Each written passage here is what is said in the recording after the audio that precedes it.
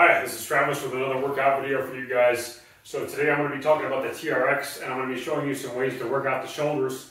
I'm also going to be introducing a pretty cool device they just came out with that allows you to attach it to the door hinge instead of just, kind of hanging it over the door frame. So it's a little bit sturdier and kind of a cool way to work out at home, but I know a lot of you guys are getting back into the gyms now, and they definitely do have TRXs in gyms, so this will also work for you if you're getting back into the gym. Again, not an end-all be-all, but I think the TRX is a really cool tool. It's a nice supplement to, kind of a complete strength training routine, similar to how you would use dumbbells as part of a strength training routine. I think that there's a time and a place for TRX, and also like a lot of my, band videos, I think there's some cool applications for the TRX that kind of works the muscles a little bit uniquely, or it's just difficult to simulate with conventional training, using like cables and things like that. So if you're looking for some other ways to hit shoulders, stay tuned. And if you have a TRX, go ahead and grab it and we'll get started.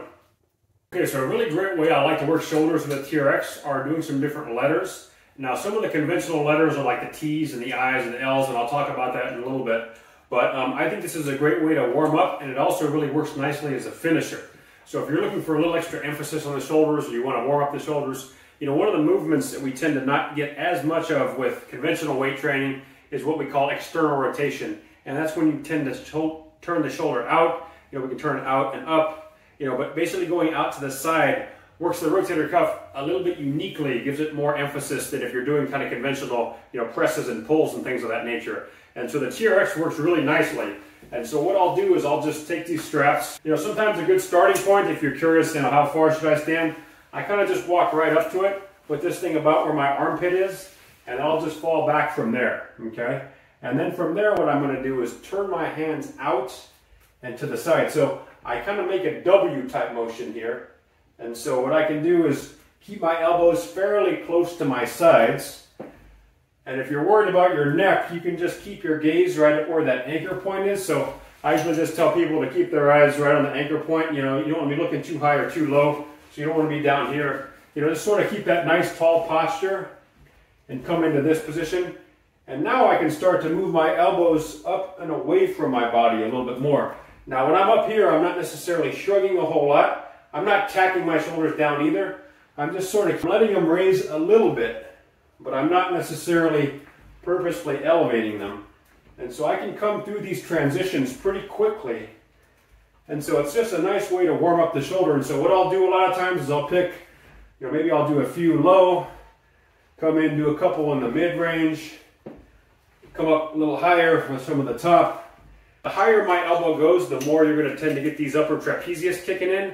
So try to not let them do all the work. Try to focus on kind of squeezing that back of the shoulder muscle area. And so sometimes I don't even count. I'll just do this for time. And so I might come in here and try and do this for about a minute or so. And that's a really nice finisher also at the end of a workout, is just go through, again, you can stay in one zone if you wanted to. There's no reason why you have to mix it up. You could just do one workout kind of all in the lower zone. Maybe time yourself there 45 seconds to a minute. Optimal time under tension seems to be 40-ish seconds, maybe a little longer. So you want to try to shoot for at least 40 seconds if you're going to do this. And I think it's a nice way to finish off a workout to really give some emphasis to the shoulders, or even just, again, warm them up. Maybe before you're going to go into a lifting day, you just want to sort of warm your shoulders up a little bit more. You don't want to probably totally burn them out, though, because if you're going to be doing other exercises, you want to keep some strength for that. So you can kind of decide how you're going to program this. But, a lot of versatility with this tool. And then just to give you guys some flavor, if you wanted to transition into some other exercises, and I can get into this in some other videos, there's no reason why you couldn't, for instance, and that's what's kind of cool about the TRX, is I can do that little shoulder circuit, and then if I wanted to, I could quickly transition maybe into some biceps. And then I could come in here and do some curls. If I wanted to work my biceps, give those a little bit extra emphasis too. So the TRX is nice because it allows you to fairly quickly transition from one exercise to the next. And because of that, I think it's a pretty cool tool. And so, for shoulders, I think it's one of the better ones in the business. No reason why you can't do the other conventional exercises, though. You can definitely check out my shoulder videos as well. I have some other at-home ideas with bands, primarily working the shoulders. Those are great variations where I show some upright rows and I show some different ways to work bands, pull aparts and all that, so check out that video. But this is definitely another way you can supplement your workouts. Okay, so for the bonus today, I wanted to show you guys, don't forget about the iron neck. I have a pretty cool video on this as well as some applications. So the cool thing is you don't necessarily have to use the anchor that goes over the door and the door frame with the iron neck. You can also use this hinge anchor for the iron neck as well. Now the one caveat is you have to be a little bit on the taller side because you do want this to be about horizontal. If you're pretty short, then that might be pulling you at kind of an awkward angle. So it may not work for everybody, but if you are a little bit taller or you don't have super high doors where it's way up, this is just another cool way you can get into some of those exercises I was showing with the iron neck to sort of work on those head neck muscles and deep neck flexors and such that don't get a lot of attention with other conventional training.